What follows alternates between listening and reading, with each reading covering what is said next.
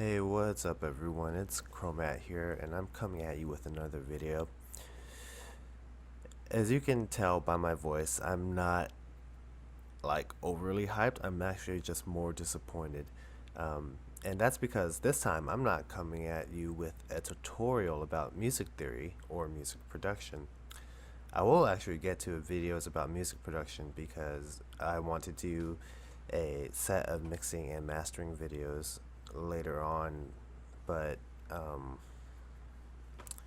yeah, that doesn't seem like it's in the cards right at this moment. Uh, to, that's because of today's video, which will actually be a story. So let me go ahead and show you what happened.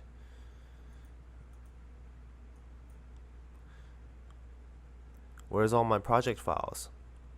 I only see 3 project files. I don't know where are my project files. Do you see anything in this folder? Well, neither do I. I'm not going to go into the details, but long story short, I had to uninstall FL Studio 11 because it was still on my computer, and in turn it also removed FL Studio 12 as well. And upon uninstall, I lost all of my project files. 5 years of work, at least, gone within a few minutes. Not only that, but it also deleted my sample packs. All 15 gigs of my samples are gone now. I have to re-download them if I can remember which ones they were. After I uninstalled FL Studio, I did use an undelete program like Recuva to get them back, but everything I retrieved was corrupted and therefore lost.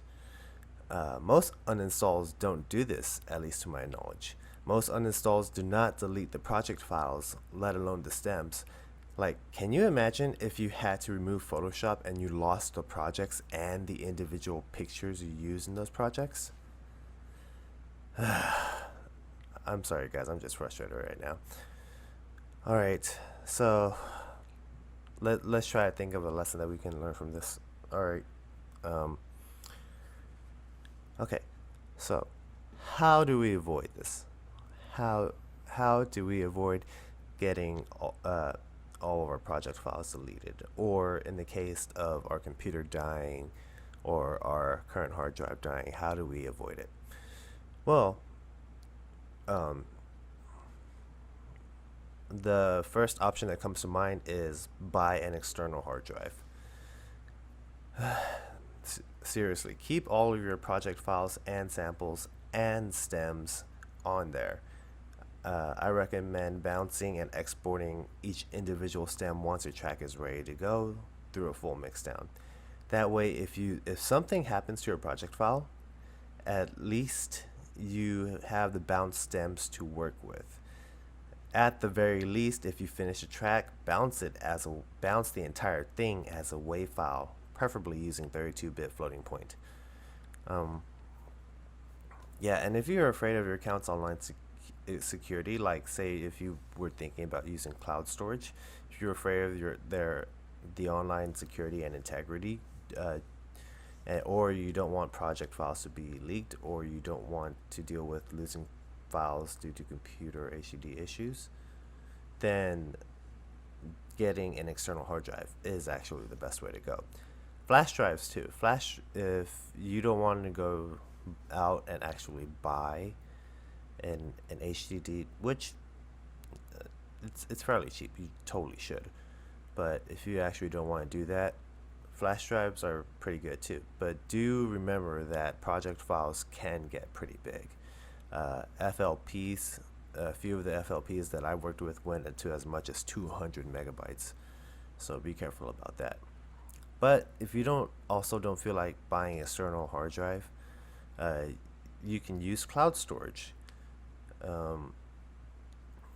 Things like Google Drive, Dropbox, iCloud, things like that can be used to hold your project files.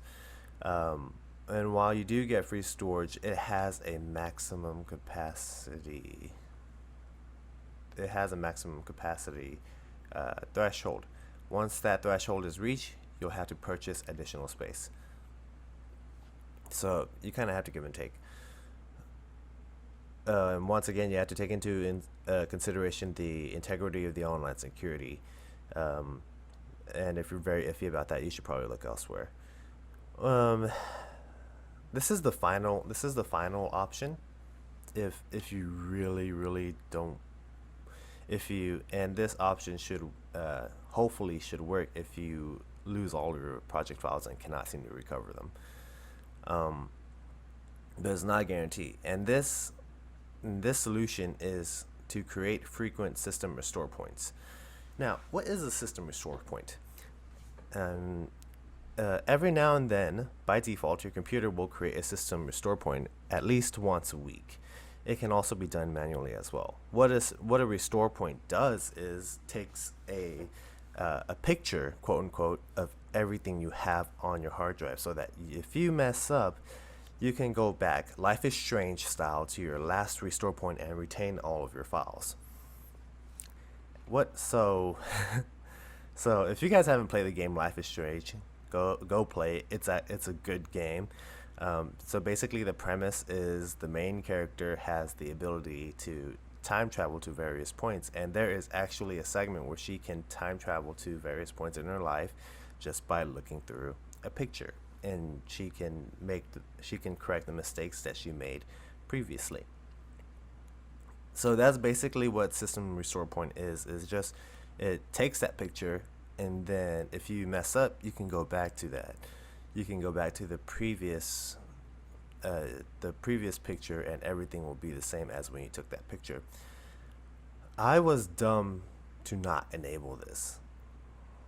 I felt like I didn't need it, and I was dumb not to enable it. And earlier when I tried to do the system restore, I found out that the last system restore point that was manually taken was back in 2014. So yeah, no. I think most computers should have system restore on by default, but do not disable it for any reason. And also, this is another point. Uh, I have read many online stories where this didn't work, so it is not a guarantee. People have had problems with their DAW as a result of this, so you have to be careful. Um, okay, so what's the best option? Honestly, the best option should be pretty simple. Buy an HDD, make backups. Don't be like me where you thought, I this won't happen to me if I'm careful, because it will. There will be a time where you do something dumb, where you make a mistake, or your computer dies, your hard drive crashes, and you're unable to obtain anything on it. So please, please, if you love all of your projects, please make backups. So, once again, what I lost. Of the 5 years worth of projects I had, four of them were actually tracks that I needed, two belonging to a 5-track EP that I was going to release in the summer, for free, by the way, and another two from my band that was going to be released from an album this year. I also had two more songs that were joke songs, but we were considering releasing them in a band, so possibly a total of 6 songs that were going to be released. Um, all right, so what does this mean for the future? Well, I was going to release a free EP as a surprise, but as you can see, I don't have the project files. However, I do have the exported high quality MP3 files. One of them is actually completed, like mixed down and everything. I was just waiting for the vocalist to get to it, but I can no longer do processing for that because of obvious reasons. And if you're wondering, no, I can't just add the vocal track file to the file for for two reasons. One, the track is an MP3, therefore it's already compressed, and if I were to add a vocal track on top of that, it would just lose quality and even loudness too.